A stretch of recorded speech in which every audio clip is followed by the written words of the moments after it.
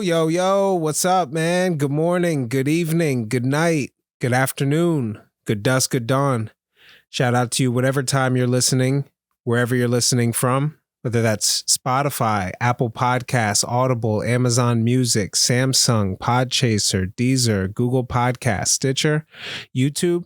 If you're watching in, glad I have a shirt on today. Coming live from my voice to your phone, computer, headphones, TV, car stereo. I'm going to check my analytics and see if any of you guys are listening from your smartwatch, but I won't be disappointed if you're not. Bluetooth speaker. Hope it sounds good wherever you're listening from. You could have been anywhere in the world, but you are here right now. Let's take a moment and be present to recognize that it is now, right now. Whether you're right now is working, running, exercising, cleaning, laying down, flying, driving, shoveling snow. Be grateful we're alive. Failure can be frightening. However, as Winston Churchill reminds us, success is all about going from failure to failure without losing enthusiasm. This is I Will Not Lose podcast, where we set out to prove everything is learned from failure, and we must persevere and recognize it as one step closer to success. I'm your host, Tony Ortiz. Let's jump right in. You see what I did there? Trying to explain what the podcast is and who I am in every episode as a tip. So shout out to the Reddit podcasting community. I'm going to put some of this stuff into practice. Just a quick disclaimer. It's not what the episode's going to be about, but I was at the National Center for Civil and Human Rights in Atlanta, Georgia this past week. My God.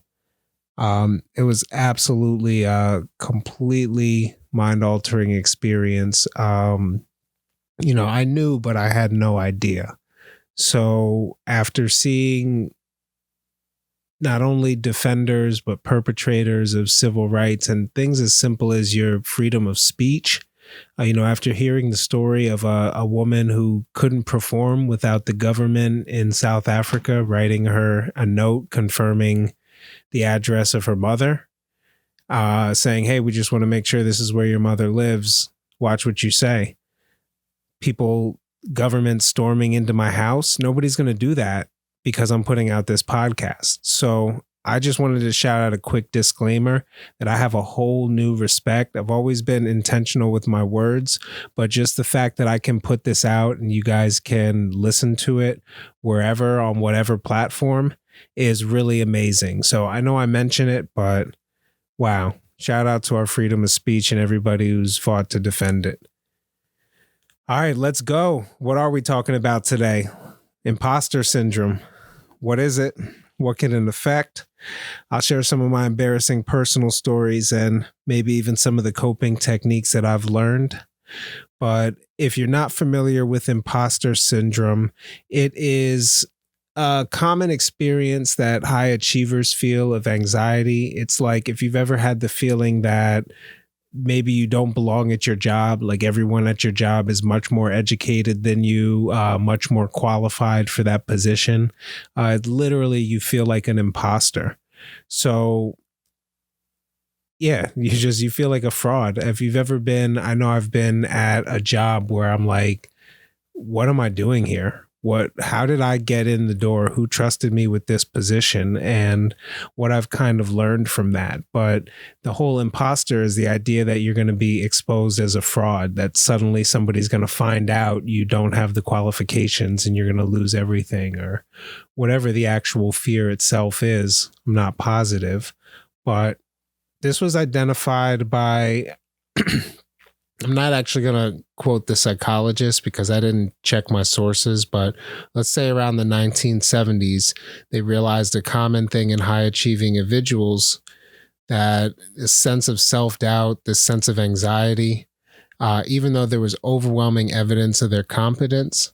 And so they coined the term, and studies have been done since then. This was interesting as I was looking into it, doing some research for the episode. There's subtypes of imposter syndrome, like the perfectionist subtype, where individuals set impossibly high standards for themselves and then feel like failures if they fall short.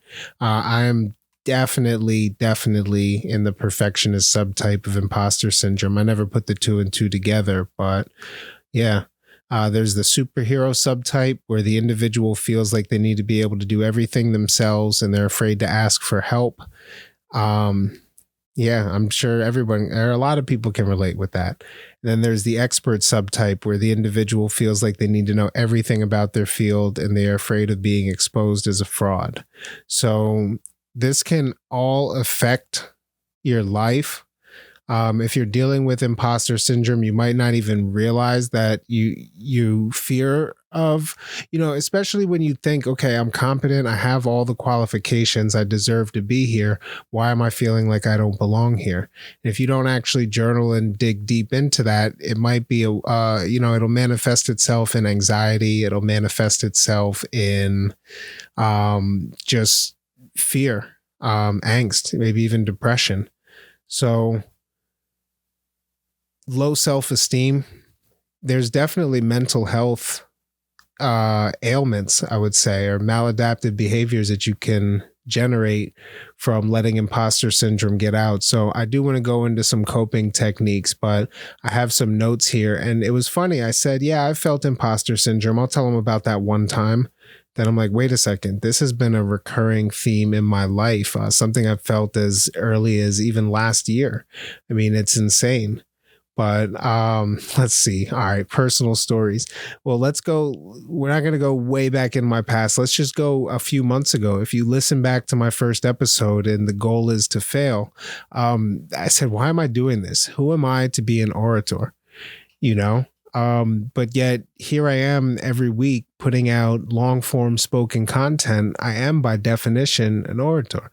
So if I can tell myself I'm going to do it, and trust me, I constantly feel imposter syndrome, even with doing the podcast. I mean, I was sitting there earlier today and I'm looking at I'm getting ready to throw a podcast on. I go to Spotify, throw on my podcast section. First one is a recent one I followed, Make It Click by a friend of mine, Christine Rothdeutsch. So I'm going to be putting that into my rotation. And as I'm looking through, you got Malcolm Gladwell there, Joe Rogan, Brilliant Idiots. And then I see I Will Not Lose by Tony Ortiz. And there's my name right next to Joe Rogan in the Spotify app. And there's somebody that has me followed and saved in their podcast that sees my thumbnail that I designed every week or every time they go for podcasts. So yeah, it's very easy to say I'm in the same space. Not that I'm even in the same league numbers wise or talent wise or experience wise as any of these podcasts, but I'm still sitting right next to them, giving people the choice when they're looking for something to throw on and listen to my voice. So I'm absolutely grateful for that. One of the things you can do to combat imposter syndrome is just remind yourself of your successes. Remind yourself you've been able to put out content consistently for 3 or 4 months every single week, something you set out to do. So sure, the imposter syndrome is going to come. It's going to come when you see other people that put content out, or somebody drops an episode that you can tell put them tons of time into editing, and they have they have a really fire guest and the conversation is just flowing. And you're like, man, how am I supposed to compete with that? Just me sitting here talking. It's crazy. But as I'm editing the video of me and my son's episode that I hope to drop next week or the week after, he's getting some of his drawings together. We're going to feature them on the episode. So I have my son on with a conversation about a multitude of things. We have about a 45-minute conversation and it's amazing. I can't wait to drop it. But I'm here editing a video and I'm thinking, man, I'm not a video editor. And don't get me wrong, I have stuff to learn, but I got into, I think my first paid portfolio piece for a video was in 2016. Gil Thompson posted a video of a lyric video that I did for him all the way back in maybe 2015 or so. And he was I think he was my first paid project. And then, I still do motion graphics video to this day, but I'm like, what am I doing video editing? Who am I to be a video editor? Every time I go to buy a new tool or a new piece for my stuff, I say, I don't do this professionally. but yet I just spent the last 2 weeks working on a documentary for Black History Month. Shout out to the NAACP in Bayonne. We put together Moving Us Forward, the African American contributions to the city of Bayonne. And it's like, this is going on broadcast. Maybe it's time to say, Tony, you really do this. Maybe it's time to say, okay, people pay you. You're good enough at this that people pay you. And we can get into different prices and different categories of stuff. But I like to think if you're going to be doing something professionally, if you can get somebody to pay you and then them to refer somebody else, you're in the mix. You're at least good enough.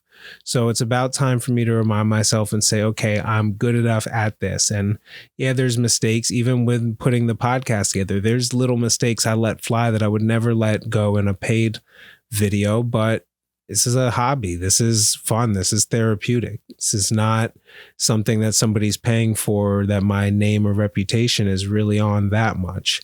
So, I mean, as I get into talking about editing, this is how often I go through imposter syndrome. I'm editing the audio and I'm wondering how to do a gate in this program, if there's a better way to do it, because I just can't seem to get it right. And I think about audio engineers, like shout out to Jay Palos, who recommended the mics for the podcast. I worked with him together at another job that I felt imposter syndrome at. But I'm thinking, man, he knows this. People pay him. He does this professionally. He spent time as an audio engineer. He can run the graphic equalizer way better than I can. So who am I to be editing my own audio? And somebody comes by and says, hey, Tony, it sounds fine. I don't have to put the volume up. I can hear everything you're saying. Maybe it's time, after spending most of my teenage years and 20s editing rap lyrics and rock music, maybe it's time to say, okay, I'm at least decent enough of an audio engineer that people aren't turning my stuff off because of the audio quality. I mean, my voice might be one thing, but it's not unlistenable. It's not unlistenable by any means. But this is the perils of being self-taught. When you go and you look at a forum and there's all sorts of industry lingo, and you may know it as something else. You may know it as the nickname of the plugin that you did, and you get the gist of what it's supposed to do. But it's another thing that brings in the self-doubt. Like, did I learn everything the way I was supposed to? Did I skip over some basics? Was there some things that I didn't do? And I've even taken formal classes on things that I'm self-taught about. And at the end of the course, it was like, yeah, I picked up that one little thing here or there, but I really wasn't far off. I wasn't doing this wrong the whole time. I just want to take a quick second and stress the fact that there's a difference between self-doubt and doubting yourself and being humble. And there's a difference between reminding yourself of your accomplishments and being cocky. So for the latter, reminding yourself of your accomplishments, there's always going to be somebody better. So you don't say something to say, I'm the king of the mountain at the top of this hill. I'm the absolute best. You know what I mean? For some reason, as humans, we like to see that. We like to hear the guy at the top, the superhero, the Goku, the world champion. We like them to talk shit until another guy comes by and it's the heavyweight contender of the world. It's just something we love to see, the clash of the titans. But reminding yourself, I am accomplished. I do deserve to be here. Kind of like what I'm doing as I go on this episode. I don't say this to say, hey guys, I edit my own podcast. I'm an audio engineer. No, it's not that. It's like, I'm not saying it to impress you. If anything, I'm saying it to impress upon you. Like, I probably stifle myself a whole bunch thinking that I'm not good enough at something that I'm probably pretty damn good at. It's insane.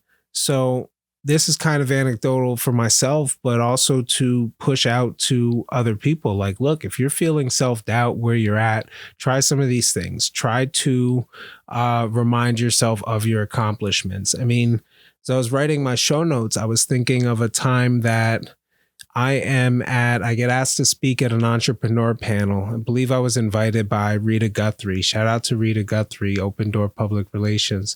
Anyway, I ended up at this thing. It was on the importance of writing in business. So they had a bunch of different people in different professions. I was the entrepreneur sitting next to a business owner. There was a doctor on my left. Next to her was a realtor. And I'm sitting here thinking, what am I doing on this stage sitting next to a doctor? This doesn't make any sense. Doctor in writing, not a medical doctor. I'm not exactly sure what her doctorate was, but her title was doctor, and that's a hell of an accomplishment regardless. So here I am sitting without a degree at the college that I dropped out of, getting ready to speak to 80 entrepreneurial students about the importance of writing and how often I use it. And I'm thinking, who am I to be up here? And I hear about 2 or 3 people down, they're saying, oh, well, I didn't like this, but I thought it was cool. And I thought I would definitely check it out. I saw this ad, and here they're talking about one of my clients. So the guys that I was working with, shout out, we were going under the name of View Designs at the time. One of our clients, they had seen our ads, and they live 40, 50 miles away from Bethlehem where the restaurant was. And they're talking about going and checking it out. So I'm like, okay, I may not be able to fix a car. I may not be good at everything, but in terms of what we do and what people are paying for, the word's getting out, and that's just of our job. And it's great to introduce yourself to somebody when you say, oh, I did the marketing that you saw that's coercing you to drive maybe 40 minutes, not 40 miles. That's real far. I don't think they were 40 miles. I feel like I said that wrong. But, I reminded myself, okay, maybe I do deserve to sit here. And now as I'm sitting here with less anxiety, they go and one of the students asked, what is networking and why is it important? So I said, oh, I got this one. Raise my hand. And I say, I stand up and I say, who in here has a business card? One person raises their hand. So I make a beeline to that woman. I hand her my business card. She hands me hers. I say, I'm going to reach out to you. We'll get together for coffee for about 30, 40 minutes. You tell me what I do. I'll tell you what I do. And, we'll go from there. See if there's anybody I can connect you to. She's like, all right, cool. I said, no, guys, I'm actually going to do that. I'm actually going to reach out to her. And I think anybody who has business cards, you're making a mistake. They say, well, we don't do anything. What is our business card going to say? It's going to have your name and your phone number on it. But networking is the idea of going out and figuring out how you can offer some sort of value to somebody else professionally. And I said, I'll leave my card up here since you guys forgot it, but I'm not going to reach out to you. You guys got to get my card and you got to send me an email. And I'd say about 15 of the 80 students did. Of those 15, about 6 of them actually sat down with me. And I ended up going into a short partnership with one of them in web design. Got him some client work for web design, and we worked on some stuff. So it's like, at least they got some sort of value. Nobody was sitting there saying, who's this guy up here on the panel? What is he saying? Shut up. I want to listen to the doctor. I had something to offer to the panel. I was able to be there.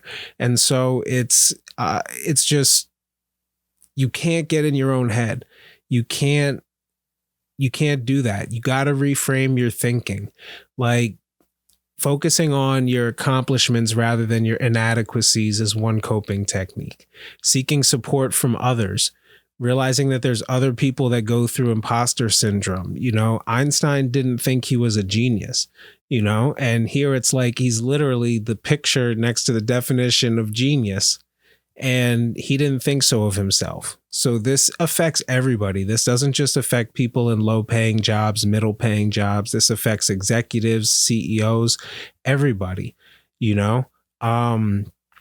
focusing on your accomplishments, developing a growth mindset. This will all help you overcome your feelings of inadequacy. So definitely something you want to do. And this is one of my favorite. This is what I've found through the podcast. But the best advice is just embrace your authentic self.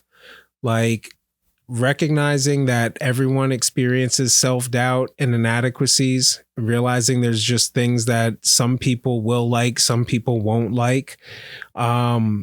Focusing on your strengths helps you build confidence in yourself. You know, not everybody likes every decision you make. I know I went out on a limb a few months ago and decided I wanted to grow my hair out. I love it. I had long hair for years after I cut it. I dreamt about it. I would dream about it and play with it.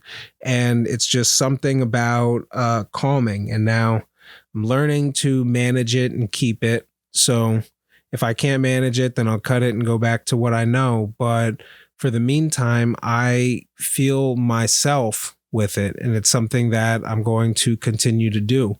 The clothes that I choose to wear when I come on the podcast are more myself. Like, don't get me wrong, I'll rock slacks and a collar shirt all day.